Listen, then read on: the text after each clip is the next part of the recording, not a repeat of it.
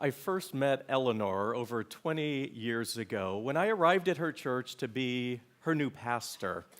And I remember that day as if it was just yesterday, how she greeted me with warmth and had this amazing, joyful attitude, a smile, a welcoming presence, one of the most joyful people I've met in my life. And I just assumed because of who she was and how she was always helping people with a smile, that she must have had a pretty easy life. You can imagine my surprise when Eleanor told me about some of the deep and tragic grief that she had experienced before I had met her. She told me about the day when the police officers arrived at her door and let her know that her daughter had died. And to me, that has got to be one of the worst nightmares that any of us would ever experience, having a child die. But in Eleanor's case, it was even worse than that because her daughter was brutally murdered at a rest stop where she was on her way home and pulled off to use the restroom, and her body left there by the car. And the grief that she must have experienced from that was just beyond my realm of comprehension. She then told me about her husband who never got over it. In fact, he soon died of a broken heart. He was in such grief over his daughter's death that he just kept sinking further and further into darkness. The depression just kept pulling him until he died, and she was with him the whole way, experiencing that grief with him. And then on top of that, her son, her only other child, around that time they found out that he was very ill and needed an organ transplant, but he was way down the list of the recipient list for an organ and was so close to death month after month after month. And when I think of Eleanor, I'm amazed that she was able, with all the grief that she had in her life, to still have that warmth and that kindness and that joy. And I remember asking her when she shared this with me in her home, her husband, and she invited me over for dinner. And I remember just saying, Eleanor, you're one of the most joyful, helpful, gracious persons I've ever met in my life. How do you remain like that amongst all the grief that you have experienced in your life? It's far more than any of us can even imagine. And she said something like this to me. She said, Alan, I had to choose a way through my grief. And as I watched my husband die of bitterness, and part of it was the grief that he experienced from the loss of his daughter, but also the anger towards the murderer. She said, I watched that, and I watched him destroy his life, and that wasn't helpful for him or me or anybody else around us. And she said, I knew that I could make a choice to deal with my grief in a different kind of way. And I know that other people out there in the world have suffered grief like I have. And so I just decided I need to work through the grief, not ignore it, not pretend like it's not there, but I need to work through it and know that there's hope and that there's joy on the other side and that God is with me, and there's comfort in that knowledge of God's presence, and I can actually bring that to other people. And that's what she did. For the rest of her life, as far as I know, I've lost touch with her over the years, but she was one of those remarkable people who had experienced amazing, deep grief and sadness and was able to not only embrace it, but to find God in the midst of it all, knowing that on the other side of that, there is grace, there is kindness, there's comfort, and there's compassion for others. I've often thought about Eleanor, thought about the grief that she's experienced in her life, and I know that so many other people have experienced deep sadness and grief for many reasons. In fact, I know, looking around the congregation, that some of you have experienced deep grief, things that we wouldn't wish on our worst enemies. And yet, we know people like this who have been able to work through it. And one of the things that I've learned through reading this week's scripture lessons is that grief is something that seems to permeate our lives. It's not just an unusual thing that a few people experience. It's something that's a part of life, and it was a part of life in the days of the Old Testament. It was a part of Jesus' life, and throughout the New Testament. Grief seems to just permeate all of our lives and all of our families. As we read Psalm 6 this morning, think about these words while I read just a little part of that back to you. This is King David speaking as he's contemplating his own death and the death of people around him, many who died in battle. I am weary with my moaning. Every night, I flood my bed with tears. I drench my couch with my weeping. My eyes waste away because of grief. They grow weak because of all my foes. I'm guessing most of us have been there before, at some point or another, and I know for some of you, even recently, where the tears just flow and you wonder when they're going to stop. And they show up unexpectedly. And you know what? Sometimes you just can't get to sleep, and you're tired, and all you want is just to sleep. And you can't.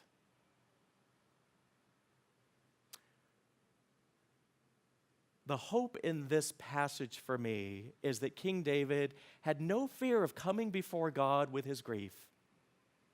He was able to let it out, knowing that God and also the people around him could handle his grief. He didn't hold back. He was able to grieve openly and articulately. And you know what? God seemed to be able to handle it just fine.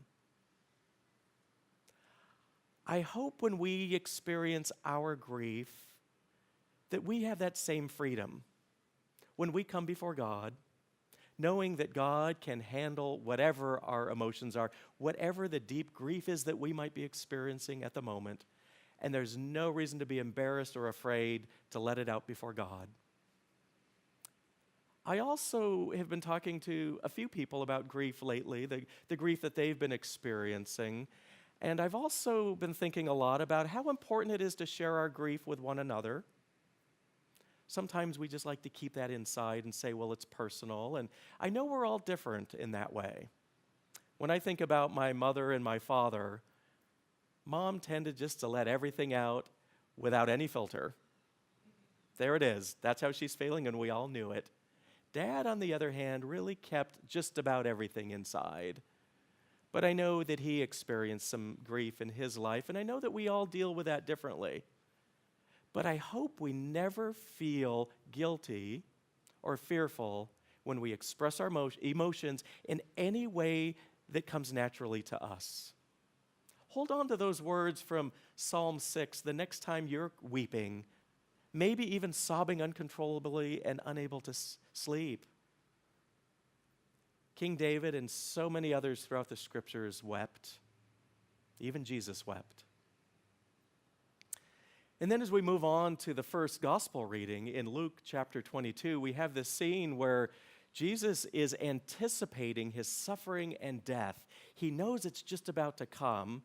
And what we're told in the scriptures is that his sweat is like drops of blood. And some people have interpreted that Jesus actually sweated blood, but what the scriptures in Luke actually say, it was like that. Just great drops were probably dripping from his face and maybe every other part of his body. He was anticipating something happening that was the greatest loss in his life, not only his own life, but his separation from his disciples, the people that he loved the most. When Jesus asked his disciples to pray, who were experiencing their own grief, he left them, it says in the scriptures, about a stone's throw away, so they could see him if they wanted to. He could see them. They weren't that far away, but when Jesus came back after his prayer, they were asleep. And what Luke tells us, they were asleep because of their grief. And it occurred to me that grief comes to us in such unexpected ways that we can't plan for. For some people, and at sometimes, you just can't sleep at all. The disciples, on the other hand, were sound asleep. And I know that that's how grief sometimes also lands on us, where all you can do is sleep. You can barely drag yourself out of bed, maybe to go to the bathroom, but that's about it. You don't want to eat. You don't want to talk to anybody. You just want to sleep. And as you read through the scriptures, you realize that grief lands on people in so many different ways. And I don't mean just different people in different ways, but on the same person. Sometimes you can sleep and you want to get up and do something, but you can't. Sometimes it's just the opposite. And one thing that I've learned about grief in my own life and being with people in grief is you can't plan on how it's going to land on you. You might be able to sleep, you might not be able to. You might be starving all the time, you might not want to eat for days. You might want to be around people and surround yourself with people, or you might just want to be alone for a long time. And you know what? There's nothing wrong with any of that. Grief comes to us in so many ways, and we respond to it in so many ways based upon who we are and what our needs are, how God has created us to be. The disciples were in deep grief knowing what was about to come, and what we know from Luke 22, which we just read, they actually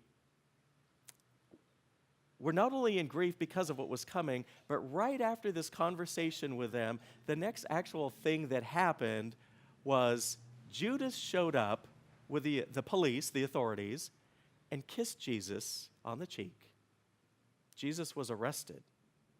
And if the disciples were in such grief before that they couldn't even keep their eyes open for 10 minutes, imagine the grief they must have been just about to experience watching Jesus, their Savior, their Messiah, their best friend, suffer incredibly, be tortured actually, and then to die. He was their hope. Their grief was just unimaginable for them. And yet, it's amazing to me that Jesus, in that same chapter, met with them around a table in order to prepare them for that grief. And at that table, he talked about bread being his body and the cup of wine being his blood, and inviting them to share it amongst each other. In other words, to share in his grief, his suffering, his loss, but also knowing in some mysterious way that Jesus, even after he was gone, would always be with them.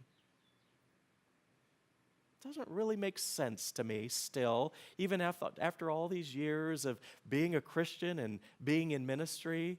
How can Jesus be in these elements, the bread and the wine? But I do believe in some mysterious way that these elements represent the fact that Jesus, in mystery, continues to be with us, even in our most profound moments of grief when it doesn't feel like it at all. Even during those times where you say, like the psalmist and like Jesus, my God, why have you forsaken me? What did I deserve to do that, to have this happen to me? The message of Holy Communion and of the scriptures that we read this morning is God remains in love with you no matter what, even if you don't feel like it at all. And then the final scripture that we read this morning is from Matthew chapter 5, where Jesus said, "Blessed are those who mourn." In other words, blessed are those people who experience deep sadness, unimaginable grief. And I think it's so important that we hear those words, because when we're in the midst of grief, we don't feel very blessed, do we? We feel just the opposite, that perhaps God has even left us. God has taken the blessing away from us. But Jesus assures his disciples, and possibly the crowd around the disciples that are listening at the time, that, you know what, when you feel like God is far from you, that doesn't change where God is. God is still right inside you, right with you, and all around you. Blessed are those who mourn, for they will be comforted. Now, the verse before that is, "Blessed are the poor in spirit, for theirs is the kingdom of heaven." Matthew tells us, as the gospel writer, that these are the first words out of Jesus' mouth in his public ministry after he's gathered his disciples together. We don't really know what the first words out of Jesus' mouth were because Matthew, Mark, Luke, and John all say things a little bit differently. But according to Matthew, it was so important that people knew that these may have been the first things that Jesus said. And if you think about the poor in spirit, those who mourn, what are some of the things that come to your mind? I think of sadness. I think of abandonment, sometimes even despair or hopelessness. And the Gospel of Matthew, when you read it in its entirety, is speaking to all those people that feel like that most of the time. And the message of the Beatitudes and all of the rest of Matthew's Gospel is, you know what? It doesn't matter whether you're right here in the center of things in your society, in your culture, or on the furthest margins away from that. God blesses you. God has given you a blessing. And as we think about the times in our lives where God seemed far away and maybe even continues to seem far away, the promise is God is here among us. And the communion table is really our memory, our remembrance of that. That is still the case. And Christians not only believe that about ourselves, but about all the people that are outside these walls. And just as Jesus came and blessed people that didn't feel very blessed, that's our job too. You know who some of those people are. You probably see some of those people on a regular basis, and I'm sure you see them on the news as well. Our job as followers of Jesus is to share the blessings that we have with others and to remind them that they are blessed. No one is abandoned by God. And I don't care if you think somebody deserves to be abandoned by God, they're still not. Because the people that Matthew was addressing in John chapter 5 were told, it's your fault that you're in the predicament you are. That was the general sense with people who were mourning, people who were poor in spirit, people who were meek. All the people that are described in the Beatitudes, the current way of thinking and what they were told was, all of you that feel so abandoned by God, it's because you've done something wrong. Or perhaps you were born into the wrong family or the color of your skin or whatever. But the point of Jesus in Matthew chapter 5 is absolutely not. You're not abandoned by God. And just get it out of your head if you think you've done something to deserve to be abandoned by God. In many seminaries today, professors talk about the importance of using inclusive language. Not always referring to God in masculine terms, for example.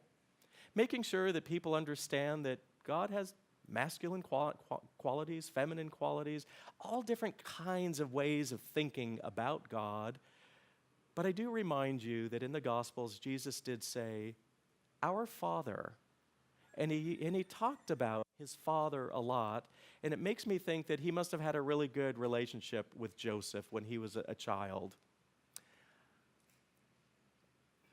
When I think of what fatherhood means to me and what parenthood means to many of you, you know that you would never abandon your child or take your blessing away from your child, no matter how much they mess up.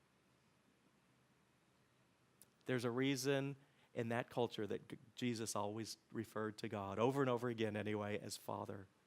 If we can just get it into our minds that that's how God really thinks of us,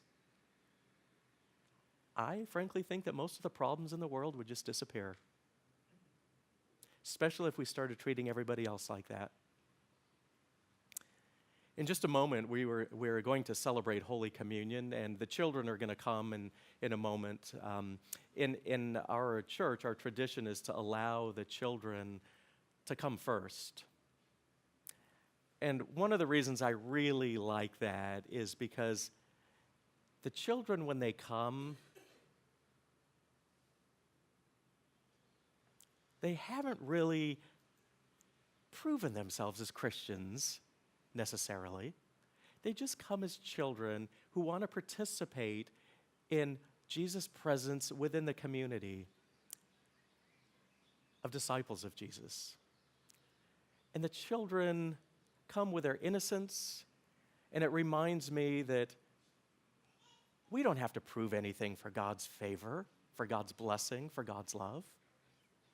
I hope as you prepare your hearts for communion today, that you will think of the children that come in just a moment and remind yourselves that God always thinks of us in that same way. And some are already ready for communion. Let's pause for just a moment in silence as we begin Holy Communion.